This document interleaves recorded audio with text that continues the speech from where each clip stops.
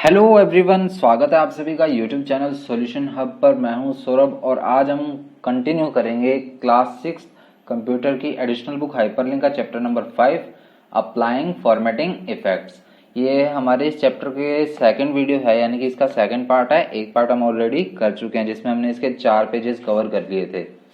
तो आज हम आगे कंटिन्यू करेंगे। कंटिन्यू करने से पहले आपको बताना चाहूँगा कि अगर आपने अभी तक वो फर्स्ट पार्ट नहीं देखा है तो डिस्क्रिप्शन में मैंने लिंक दिया हुआ है, वो लिंक पे क्लिक कर लेना। तो आपको जो बाकी चैप्टर्स हैं, यानी कि पहले के 4 चैप्टर्स और 5th चैप्टर का फर्स्ट पार्ट जो है वो वीडियोस भी उस प्लेलिस्ट में देखने को मिल जाएंगी। तो लिंक जरूर चेक कर लीजिएगा, ठीक है। तो चलिए आगे बढ़ते हैं। फर्स्ट पेज हो गया था हमारा, सेकंड भी हो गया था, थर्ड भी हो गया था और फोर्थ पेज भी हो गया था। चलिए 5th पेज से स्टार्ट करते हैं, एडिंग अ टेबल। तो पावर पॉइंट में टेबल को किस तरह से ऐड करते हैं ये बताना है। पहले पूरा रीड कर लेते हैं हम, उसके बाद प्रैक्टिकली करके देख लेंगे। PowerPoint provides additional features to display data in tabular format using the table element. It helps to organise the data efficiently. अब पावर पॉइंट जो है वो हमें कई अलग से फीचर देता है जिससे कि हम टेबुलर फॉर्मेट यानी कि टेबल के फॉर्म में भी अपने डेटा को रिप्रेजेंट कर सकते हैं। It helps us to organise the data efficiently, और इससे हमें डेटा को ऑर्गेनाइज करने में भी काफ़ी आसानी होती है। जो ऐड करना है हमने टेबल वो किस तरह से करेंगे, उसके लिए click on new slide drop down arrow on the home tab and select the title and content layout. Now click on the table icon present on the slide. The insert table dialog box will appear. Define the number of columns and rows. Click on OK. A table will be displayed according to the defined rows and columns. तो अब यहाँ पे क्या कह रहे हैं हमें कि ये देखिए होम टैब में जाएंगे तो जो न्यू स्लाइड वाला ऑप्शन है उस पर क्लिक करेंगे तो इस तरह से नीचे के फॉर्मेट खुल जाएंगे जिसमें हमें कौन सा सेलेक्ट करना है, टाइटल एंड कंटेंट। उसके बाद टेबल आइकन मतलब हमारे जो ये शीट है टाइटल एंड कंटेंट वाली स्लाइड है वो हमारे सामने आ जाएगी। उसमें से हमें जो नीचे वाला प्लेस होल्डर होगा उसमें टेबल वाला आइकन बना होगा, उस पर क्लिक करना है और जिससे कि इस तरह का इंसर्ट टेबल का एक डायलॉग बॉक्स आ जाएगा। उसमें हमें कॉलम और रोज जितने भी चाहिए, जैसे 5 कॉलम चाहिए और मैं चाहता हूँ कि 10 रोज चाहिए, ठीक है। तो मैं वो डिफाइन कर लूंगा और ओके पे क्लिक करूंगा तो हमारे सामने एक रोज और कॉलम से बनी हुई टेबल जो है आ जाएगी। अब टिप में क्या कह रहा है कि intersection of a row and a column is called a cell. अब जो रो और कॉलम से मिलकर बना हुआ यानी कि उनका इंटरसेक्शन होता है उसे हम क्या बोलते हैं, एक सेल बोलते हैं। और उसके अलावा हम एक टेबल और कैसे बना सकते हैं, उसके लिए हमें इंसर्ट टैब पे क्लिक करना होगा। टेबल वाला ऑप्शन है उसे सिलेक्ट करके उसमें ड्रॉ टेबल का ऑप्शन होगा वो सिलेक्ट करना है। तो चलिए हम प्रैक्टिकली करके देख लेते हैं। मैं पावर पॉइंट ओपन करूंगा। तो ये हमने पावर पॉइंट ओपन कर लिया।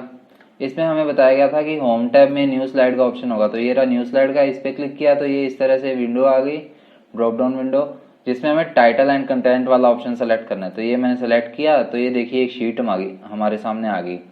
तो मैंने बताया था कि नीचे वाला जो प्लेस होल्डर है उसे सिलेक्ट करना है, उसमें टेबल वाला आइकन दिया होगा। तो ये देखिए इंसर्ट टेबल का जो ऑप्शन है इस पर क्लिक किया तो ये देखिए इन्होंने इंसर्ट टेबल डायलॉग बॉक्स जो है हमारे सामने क्रिएट कर दिया, जिसमें चलो कॉलम 5 ही रख लेते हैं और रोज मैंने आपको कही थी कि 10 रखेंगे, तो 10 रोज रख लेते हैं और ओके पे क्लिक करते हैं।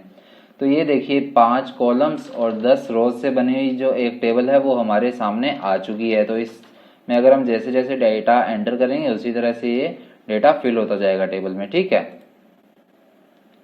तो अब नेक्स्ट है हमारे सामने कि टेबल में डेटा को कैसे एंटर करते हैं। After inserting a table in a slide follow the steps given below to enter data. अब जब आपने टेबल क्रिएट कर ली है स्लाइड के अंदर तो उसके बाद उसमें डेटा को किस तरह से एंटर करते हैं वो बताना है। Place the mouse pointer in the first cell of the table, type heading in the first cell, press the tab key and insertion point moves to the next cell.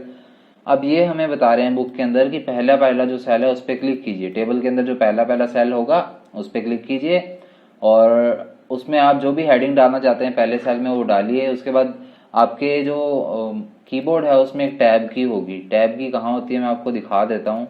जैसे इस तरह से आपका जो कीबोर्ड है वो दिखाई देता है, ठीक है। उसमें यहाँ पर ये देखिए ये वाली टैब की होती है। इधर ये कंट्रोल की, विंडो की, अल्ट की, शिफ्ट की, कैप्स लॉक की और टैब की। तो हमें टैब की जो है वो दबानी है जिससे कि क्या है हम नेक्स्ट वाले सेल पर शिफ्ट कर जाएंगे। ये देखिए next cell insertion point moves to the next cell, यानी कि नेक्स्ट पॉइंट पर जो इंसर्शन पॉइंट है वो चला जाएगा। Now type heading for the next cell. Similarly we can insert data in the table using the tab key और arrow keys और माउस। इसी तरह हम आगे वाली हेडिंग्स में भी डेटा ऐड कर सकते हैं और टेबल में जितना भी डेटा है वो टैब की या एरो कीज के थ्रू मूव करके इंसर्शन पॉइंट को और हम डेटा एंटर कर सकते हैं। After typing data in A table click on the grey area outside the slide. अब जब आप अपना डेटा एंटर कर लो उस टेबल के अंदर, उसके बाद स्लाइड में कहीं भी क्लिक कर दीजिएगा, जरूरी नहीं है ग्रे एरिया पर, कहीं भी क्लिक कर दीजिएगा, ठीक है। तो चलिए इसमें डेटा एंटर कर लेते हैं। मैं यहाँ पर लिख लेता हूँ रोल नंबर, फिर टैब की प्रेस की, तो ये देखिए नेक्स्ट में आ गया। यहाँ पर लिख देता हूँ मैं नेम, फिर नेक्स्ट क्लास, फिर आ गया सेक्शन और फिर आ गया एड्रेस। तो इस तरह से हम जो है डेटा एंटर कर सकते हैं। मान लीजिए एक रोल नंबर, मैं नेम दे देता हूँ,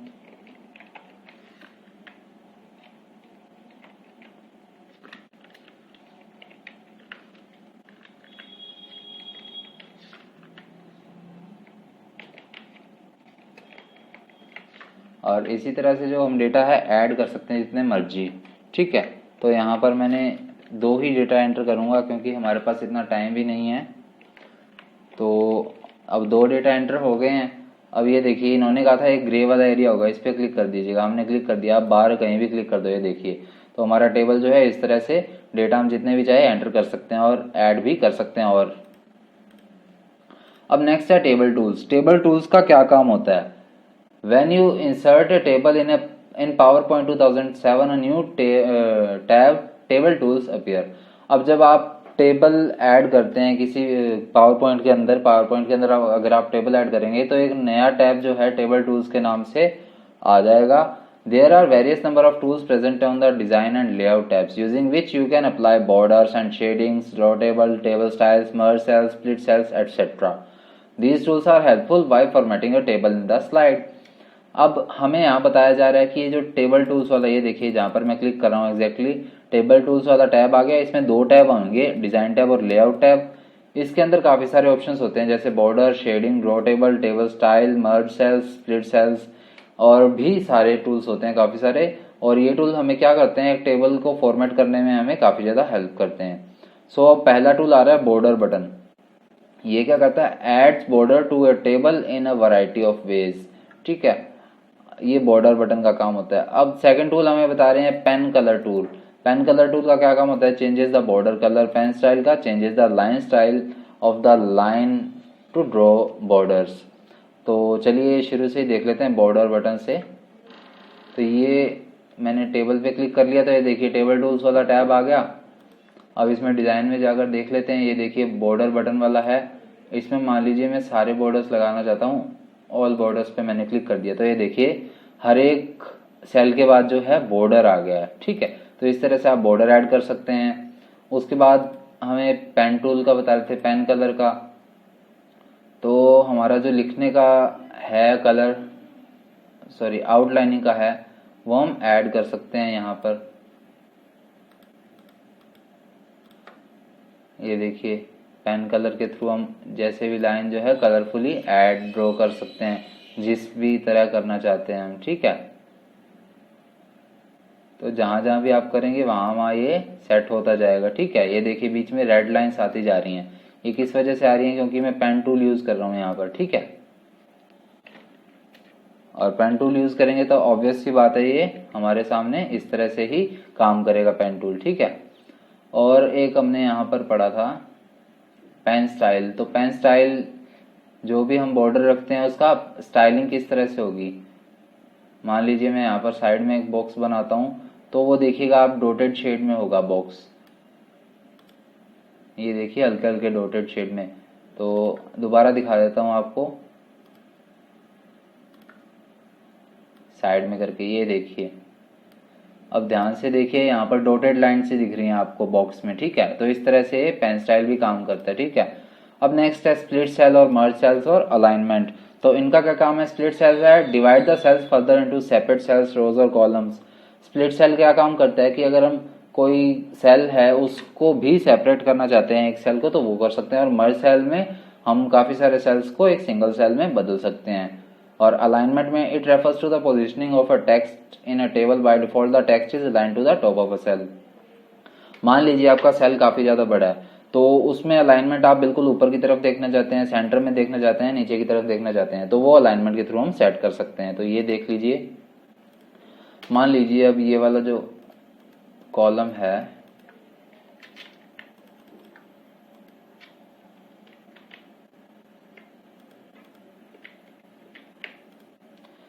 ये देखिए, ये कॉलम मान लीजिए इतना बड़ा है। तो अब अलाइनमेंट में हम देखेंगे, ये रहा अलाइनमेंट टैब बने हुए हैं जो। तो अलाइनमेंट में देखिए अब ये मोहित लिखा हुआ है, तो अगर आप इसे सेंटर में, पहले इसे सेलेक्ट करना है हमने, और उसके बाद अगर हम इसे ऊपर देखना चाहते हैं तो ऊपर ऊपर वाले पे क्लिक करेंगे। अगर हम सेंटर में देखना चाहते हैं तो सेंटर में, और अगर नीचे देखना चाहते हैं तो नीचे करेंगे। तो जहाँ भी हम देखना चाहते हैं वहाँ हम इसे सेलेक्ट कर सकते हैं। देख लीजिए, तो ये देख लीजिए डेटा जो है अकॉर्डिंगली शिफ्ट हो रहा है। ये तभी पॉसिबल होगा अगर आपका जो टैब है वो बड़ा होगा, यानी कि सेल है जो बड़ा होगा, अदरवाइज ये काम नहीं करते हैं, क्योंकि इसमें फिर काफ़ी ज़्यादा स्पेस नहीं होता है। तो ये काम, ये देखिए जो अंकित वाला है वो तो शिफ्ट हुआ ही नहीं, मैंने सारा का सारा डेटा सेलेक्ट किया था। तो सेकंड वाला जो हमारा कॉलम है वही, सेकंड वाली जो रो है वही शिफ्ट हुई थी। उसके अलावा ये देख लीजिए स्प्लिट और मर्ज सेल का भी ऑप्शन होता है। तो मान लीजिए मैं एक वाले को सेलेक्ट करके स्प्लिट करता हूँ, तो ये ऑप्शन देगा कि कितने कॉलम करने हैं और कितने रो।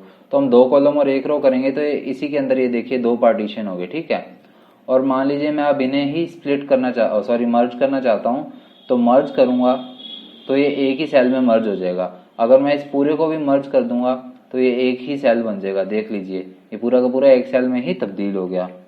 तो इस तरह से हम जो चेंजेस है कर सकते हैं टेबल टूल्स की। अब यहाँ पर लेट्स नो मोर दिया to change the background colour of a slide, right click on the slide and select the format background option from the context menu, choose the desired fill from the available options. तो background वाला हम पिछली video में कर चुके हैं first part में, तो उसमें जाकर देख लीजिएगा किस तरह से हमने बैकग्राउंड कलर चेंज किया था स्लाइड का। और यहाँ पर क्विक क्यू में बता रहे हैं press Ctrl+T to open the font dialog box and make the required changes in the text. अब अगर आप टेक्स्ट के अंदर फॉन्ट स्टाइल के अंदर चेंज करना चाहते हैं तो Ctrl और T इन दोनों कीज को एक साथ दबा दीजिएगा। तो Ctrl और T मैंने यहाँ पर दबा दी, तो ये फॉन्ट डायलॉग बॉक्स आ गया। इसमें जो भी आप चेंजेस करना चाहते हैं वो कर लीजिएगा। अब नेक्स्ट हम बढ़ते हैं, increase the font size using the shortcut. अब फॉन्ट का साइज बढ़ाने के लिए यहाँ पर शॉर्टकट की दी हुई है, और फॉन्ट का साइज घटाने के लिए भी शॉर्टकट की दी हुई है। तो कंट्रोल शिफ्ट और जो इंक्रीजिंग वाला जो बटन होता है, इन तीनों कीज को एक साथ दबाइए तो आपका फॉन्ट साइज बड़ा होगा। और कंट्रोल शिफ्ट और लेस देन वाला जो बटन है, इन तीनों को एक साथ दबाएंगे तो फॉन्ट साइज जो है कम हो जाएगा। अब नेक्स्ट है चार्ट्स। तो पावर पॉइंट के अंदर चार्ट्स क्या होते हैं, उससे पहले यहाँ पर और लेट्स नो मोर दिए हुए पढ़ लेते हैं। इस चैप्टर में लेट्स नो मोर ही काफ़ी दे रखे हैं लगता है। So to make changes in chart data, right click on the chart and select edit data option. ये चार्ट बनाने के बाद क्या है, तो चलिए पहले चार्ट ही देख लेते हैं हम। So charts in PowerPoint. तो पावर पॉइंट के अंदर चार्ट कौन कौन से होते हैं। Chart is an effective way to display data in pictorial form. Chart क्या होता है, एक बहुत ही अच्छा तरीका होता है जिससे कि हम अपने किसी भी काम को, डेटा को किसी भी डायग्राम के रूप में दिखा सकते हैं। Charts make it easier to show comparison and grow relationship among the values and trends in data. अब चार्ट क्या होता है, हमें किसी भी चीज़ के कंपैरिजन दिखाने में, उसकी ग्रोथ दिखाने में और उनके बीच में रिलेशनशिप दिखाने में, डेटा के बीच में हमें ये काम करता है। जैसे मान लीजिए अरीशा और विनोद के बीच में कितना डिफरेंस है, वो कितने पे लाइक कर रहे हैं, ये सभी चीज़ें हमें क्या है, डिफरेंस, इनका साइज, ये सारा कुछ हमें चार्ट्स के अंदर ही दिखाई देता है। So when you insert a chart the data is displayed in a special window called data sheet. जब आप चार्ट बनाते हैं, इंसर्ट करते हैं, तो जो डेटा है वो एक स्पेशल विंडो के अंदर दिखाई देता है जिसका नाम क्या होता है, data sheet. A chart gets updated automatically with any change in data. और एक चार्ट जो है अपने आप अपडेट होता जाता है अगर हम डेटा के अंदर कुछ ना कुछ चेंज करते जाएंगे। अब यहाँ पर कंपोनेंट्स बताए हुए हैं चार्ट के। तो चार्ट के लगभग क्या पूरे 7 ही कंपोनेंट्स होते हैं। Chart area, category axis, value axis, data series, category name, plot area और लेजेंड। तो शुरू करते हैं चार्ट एरिया से। It includes the complete area and all the objects in a chart. अब चार्ट एरिया के अंदर क्या है, पूरा का पूरे सारे के सारे ऑब्जेक्ट्स जो हैं चार्ट के वो दिखाई देते हैं। तो जूम करके आपको दिखाई देता हूँ। ये देख लीजिए 1 नंबर जो दिया हुआ है पूरे इस बॉक्स को दिया हुआ है, तो इसके अंदर चार्ट का जितना भी डेटा है वो सारा का सारा दिखाई देगा। तो ये होता है चार्ट एरिया, ठीक है। सेकंड है category axis. So category axis और X axis is the horizontal axis, the matter that is compared and presented in the chart comes under it. अब कैटेगरी एक्सिस को हम एक्स एक्सिस भी बोल देते हैं। ये देखिए सेकंड नंबर जो कि नेम्स को दिखा रहा है। तो जो एक्स एक्सिस पे नेम दिया हुआ है, एक्स एक्सिस पे डेटा दिया हुआ है, जो भी मैटर दिया हुआ है वो चार्ट का हमारे सामने दिखाई देता है कैटेगरी एक्सिस के अंदर। और उसी तरह जो वाई एक्सिस होता है उसे हम वैल्यू एक्सिस बोलते हैं या फिर वर्टिकल एक्सिस भी बोल देते हैं, ठीक है। सो वैल्यू एक्सिस और Y axis is the vertical axis which is used to plot the values. अब एक्स एक्सिस पे तो क्या नेम रखे जाते हैं और वाई एक्सिस पे जो है वैल्यूज रखी जाती हैं, ये ध्यान रखिएगा। वाई एक्सिस को वैल्यू एक्सिस या फिर वर्टिकल एक्सिस भी बोलते हैं और एक्स एक्सिस को हॉरिजॉन्टल एक्सिस या फिर कैटेगरी एक्सिस भी बोलते हैं। अब चौथा पार्ट है data series. So these are the bar slices और द बॉर्डर एलिमेंट और बार स्लाइसेस और the other elements that show the data values. तो यहाँ पर ये 4 नंबर देख लीजिएगा, ये रहा 4 नंबर। तो ये क्या दिखा रहा है, ये बड़े बड़े जो बार्स दिए हुए हैं, जैसे अरीशा का कितना बार है, विनोद में कितनी वैल्यूज है, मतलब मोनिका की कितनी है, अमन की कितनी है, राधिका और आशीष की कितनी कितनी वैल्यूज हैं। तो ये सभी क्या है डेटा सीरीज के अंदर। डेटा सीरीज का क्या मीनिंग है कि डेटा है वो कितना कितना है सभी का, उसकी सीरीज दिखाता है ये, मतलब वैल्यूज को दिखाता है और ये बड़े बड़े बार्स के थ्रू दिखाता है हमें, ठीक है। फिफ्थ है category name. These are the labels displayed on the X और वाई एक्सिस।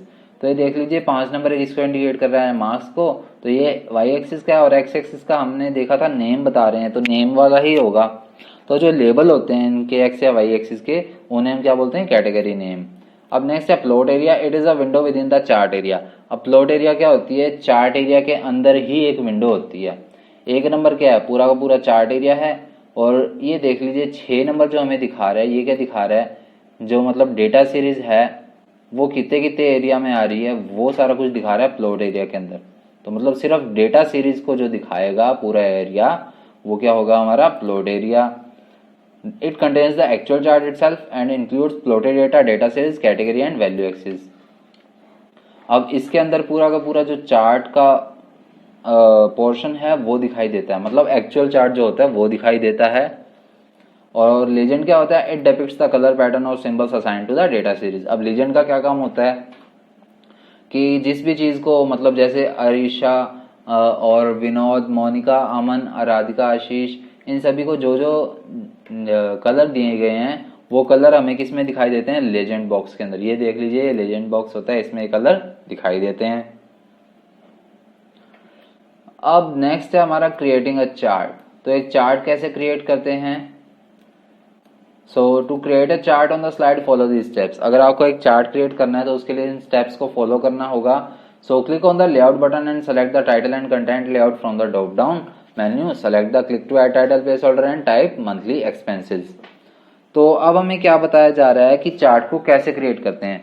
हमने अभी रिसेंटली टेबल क्रिएट की थी, तो उसी तरह सेम तरीके से ही करना है। न्यू स्लाइड ले लेते हैं। न्यू स्लाइड के अंदर क्या लेना है हमें, टाइटल एंड कंटेंट वाला। अब ये देखिए टाइटल एंड कंटेंट वाले पे हमने क्लिक किया तो ये वापस से वैसा ही प्लेस होल्डर आ गया। इसमें पहले हमने टेबल पे किया था, अब किस पे करेंगे, चार्ट वाले पे। तो चार्ट वाले पे क्लिक करेंगे तो चार्ट के ऑप्शन हमारे सामने आ जाएंगे। फिर जो भी चार्ट हम सेलेक्ट करना चाहते हैं वो हम सेलेक्ट कर सकते हैं। जैसे मान लीजिए ये वाला हम सेलेक्ट करते हैं और ओके पे क्लिक करते हैं तो हमारे सामने एक चार्ट आ जाएगा, ठीक है। सो देख लीजिए 2 विंडो में पार्टीशन हो गया। जैसे हमें बताया था कि एक विंडो में शीट दिखाएगा उसकी, यानी कि जो डेटा है, और सेकंड में हमें क्या दिखाएगा, चार्ट दिखाएगा। अब नेक्स्ट हम पढ़ते हैं, click on the insert chart icon on the slide. The insert chart dialog box appears. Select the column chart and click on okay. तो ये चीज हम कर चुके हैं। इंसर्ट चार्ट पे हमने क्लिक किया था, उसमें एक डायलॉग बॉक्स आया जिसमें हमने कॉलम चार्ट सेलेक्ट कर लिया और ओके पे क्लिक किया तो चार्ट जो है हमारे सामने दिखाई देने लग गया। और बाय डिफॉल्ट जो उसमें डेटा डाला हुआ था वो डेटा हमें दिखाई दे रहा है वहां पर। अब नेक्स्ट हमें बताया जा रहा है, you can enter your own data in the data sheet. अब आप अपना डेटा भी एंटर कर सकते हैं। To delete all the data from the data sheet, move the mouse pointer to the blank button upper left corner of the column indicators. तो अगर आप अपना डेटा एंटर करना चाहते हैं तो वो भी कर सकते हैं, और अगर डिलीट करना चाहते हैं तो वो डिलीट भी कर सकते हैं। तो the mouse pointer changes into a large plus sign with और off white colour, click on the button, the entire data will be selected, press the delete key. तो अब यहाँ पर बताया जा रहा है कि डिलीट किस तरह से करते हैं। एक बड़ा सा प्लस का साइन आ जाएगा, अगर आप बिल्कुल लेफ्ट अपर कॉर्नर में जाएंगे तो पूरा डेटा सेलेक्ट हो जाएगा, फिर कीबोर्ड से डिलीट की को दबा दीजिएगा। तो जो भी डेटा आप सेलेक्ट करना चाहते हैं वो यहाँ से सेलेक्ट कर लीजिएगा, जिससे कि आपको कोई दिक्कत ना हो। तो ये देखिए पूरा का पूरा डेटा सेलेक्ट हो गया। अब डिलीट की को मैं प्रेस करूँगा तो ये डेटा यहाँ से भी गायब हो गया। ठीक है, तो इस तरह से आप डेटा को चेंज कर सकते हैं, ऐड भी कर सकते हैं, डिलीट भी कर सकते हैं। अब यहाँ पर बताया जा रहा है हमें चार्ट के टाइप्स। तो यहाँ पर चार्ट के अलग अलग टाइप होते हैं, जिनमें से कुछ ज़्यादातर यूज़ होने वाले चार्ट टाइप दिखाए गए हैं। सो पहला है कॉलम चार्ट, फिर बार चार्ट, फिर लाइन चार्ट और फिर पाई चार्ट। तो चलिए मैं आपको दिखाई देता हूँ किस तरह से होते हैं, ये काम करते हैं। जैसे ये चार्ट बना हुआ है, चलिए पहले रीडिंग ही करते हैं। सो कॉलम चार्ट में क्या है, वर्टिकल बार्स दिखाई देते हैं। मैंने अभी कॉलम चार्ट दिखाया था, ये वाला जो हमारे सामने है ये कॉलम चार्ट है, यानी कि ऊपर की जाते हुए वर्टिकल तरफ जाते हुए बार्स होते हैं। और बार चार्ट में क्या है, ऐसे हॉरिजॉन्टल की तरफ जाते हुए बार्स होते हैं। तो पहले टेबल को सेलेक्ट किया हमने और फिर लेआउट में जाकर और इसके चार्ट के टाइप्स हम सेलेक्ट करना चाहें तो सेलेक्ट कर सकते हैं। तो यहाँ पर एक ऑप्शन होता है चार्ट टाइप्स का, जिसमें कि आप इसको चेंज भी कर सकते हैं चार्ट के टाइप्स को। सो ये देखिए ये रहा, डिज़ाइन के अंदर है चेंज चार्ट टाइप। तो इसमें बार चार्ट का भी ऑप्शन है, पाई चार्ट का भी ऑप्शन है और लाइन चार्ट का भी। तो लाइन चार्ट दिखा देता हूँ मैं। लाइन चार्ट इस तरह से होते हैं, डॉट्स को मिला देता है ये। फिर पाई चार्ट में क्या है, एक सर्किल की फॉर्म में आ जाता है डेटा। ठीक है, तो ये देख लीजिए सर्किल के अकॉर्डिंगली पार्ट्स जो है डिवाइड कर दिए गए। और बार चार्ट में क्या होता है, बार चार्ट में हॉरिजॉन्टल बार्स आ जाते हैं इस तरह से। ठीक है, और वापस कॉलम चार्ट में चलेंगे हम तो किस तरह से बार आएंगे हमारे सामने वर्टिकल बार्स आ जाएंगे। ठीक है, तो ये हमारे सामने वर्टिकल बार्स आ गए। तो इस तरह से डेटा चेंज होता है। तो पाए इसको पढ़ने की जरूरत नहीं है, बता ही दिया है कि इस तरह से होता है, तो सारा ही लिखा हुआ है इसके अंदर भाई। तो ये चार्ट को चेंज कैसे करते हैं वो भी मैंने आपको बता दिया। डिज़ाइन टैब के अंदर चेंज चार्ट टाइप का ऑप्शन होता है, उसमें जो भी आप सेलेक्ट करना चाहें कर सकते हैं। अब है फॉर्मेटिंग ए चार्ट। चार्ट को कैसे फॉर्मेटाइज करते हैं। So we can format the chart to add title, change the text, font, line colour, width, border style, legends, data series etcetera. अब हम एक चार्ट के अंदर रहकर ये सारी चीज़ें कर सकते हैं, यानी कि उसका text, font, line colour, width, सारी चीज़ें जो है, स्टाइल वगैरह, डेटा सीरीज, उसको चेंज कर सकते हैं जिस भी तरह से हम इन 3 टैब से करना चाहते हैं। ये देखिए ऊपर डिज़ाइन टैब, लेआउट टैब और फॉर्मेट टैब के अंदर रहकर हम इस चार्ट को एडिट कर सकते हैं अच्छे से। ठीक है, so when we insert a chart 3 new tabs will appear on the ribbon. जैसे मैंने अभी आपको 3 टैब दिखाए, तो हमारे सामने 3 टैब आ जाते हैं, डिज़ाइन टैब, लेआउट टैब और फॉर्मेट टैब, जिसमें कि अलग अलग टूल्स होते हैं, कमांड्स होते हैं जो कि आपको एडिटिंग करने के लिए अलाउ करते हैं। ठीक है, so changing the shape, style and colour. अब यहाँ पर बता रहे हैं कि शेप का स्टाइल जो है और कलर जो है वो कैसे चेंज होता है। So quick styles for lines including line styles, gradients, varied effects and shadows. So काफ़ी सारे स्टाइल्स भी होते हैं, क्विक स्टाइल्स भी होते हैं, जिससे कि हम इसमें एडिटिंग कर सकते हैं। So select the line that you want to change. अब जो भी लाइन आप चेंज करना चाहते हैं उसे सेलेक्ट कीजिए। Select any quick style from the shape style group on the format tab. उसमें फॉर्मेट टैब में जाइए, शेप स्टाइल का ग्रुप होगा, उसमें कोई भी क्विक स्टाइल सेलेक्ट कर लीजिएगा। ठीक है, या फिर मोर बटन पे जाकर भी आप क्विक स्टाइल सेलेक्ट कर सकते हैं। ठीक है, तो दिखाई देते हैं आपको। लाइन सेलेक्ट की, फॉर्मेट टैब में गया मैं, शेप स्टाइल में गया और इसमें जो भी शेप सेलेक्ट करना चाहता हूँ कलर वो मैं कर सकता हूँ। तो ये सेलेक्ट कर लिया मैंने। ठीक है, अब उसके अलावा likewise you can change the background colour, outline and effect by using the shape fill, shape outline, shape effect options respectively in the shape style group. तो शेप स्टाइल ग्रुप के अंदर ही काफ़ी सारे और ऑप्शन दिए होते हैं, ये देख लीजिए, shape fill, shape outline, shape effect वगैरह। तो इन सभी से भी क्या है, आप इसमें मॉडिफिकेशन कर सकते हैं। ठीक है, और अब आगे है हमारा प्रिंटिंग स्लाइड। एक स्लाइड को प्रिंट कैसे करते हैं, ये हमारा इस चैप्टर का शायद लास्ट टॉपिक ही है। So MS PowerPoint allows you to print a slide और एन एंटायर प्रेजेंटेशन। अब MS पावरपॉइंट हमें अलाउ करता है कि हम एक पावरपॉइंट प्रेजेंटेशन को पूरी प्रेजेंटेशन को प्रिंट भी कर सकते हैं। और उसके लिए हमें क्या करना है, click on office button, select the print option in the drop down menu. तो पहले ऑफिस बटन पे क्लिक कीजिए और प्रिंट ऑप्शन पे क्लिक कर लीजिए। Choose print option from the cascading menu. अब जो बाहर को खुलती हुई कैस्केडिंग मेन्यू होगी उसमें प्रिंट ऑप्शन को सेलेक्ट कीजिए और प्रिंट डायलॉग बॉक्स हमारे सामने आ जाएगा। तो इस पर मैंने क्लिक किया और ये प्रिंट ऑप्शन पे क्लिक किया तो ये कैस्केडिंग मेन्यू यानी कि बाहर को निकलता हुआ एक मेन्यू आ गया, उसमें प्रिंट सेलेक्ट करना है हमने। ठीक है, तो ये देख लीजिए हमारे सामने वन क्विक नोट वाला जो है ओपन हो गया है, क्योंकि यहाँ पर प्रिंटर अटैच नहीं है इस वजह से दिखाई दे रहा है। ठीक है,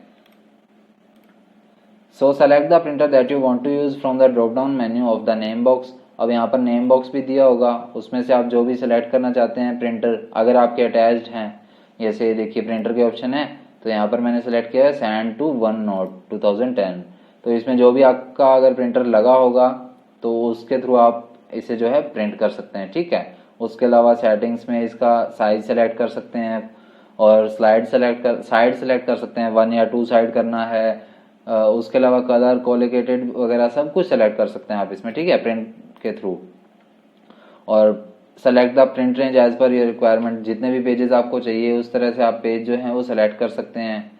ये देख लीजिए यहाँ पर ये कॉपीज दी हुई हैं, जितने भी पेज आपके होंगे, अगर जैसे 4-5 दिए होंगे तो 4-5 पेज जो है वो यहाँ पर दिखाई देंगे। तो जितने भी पेज आप सेलेक्ट करेंगे वो प्रिंटिंग के थ्रू आपके सामने आ जाएंगे।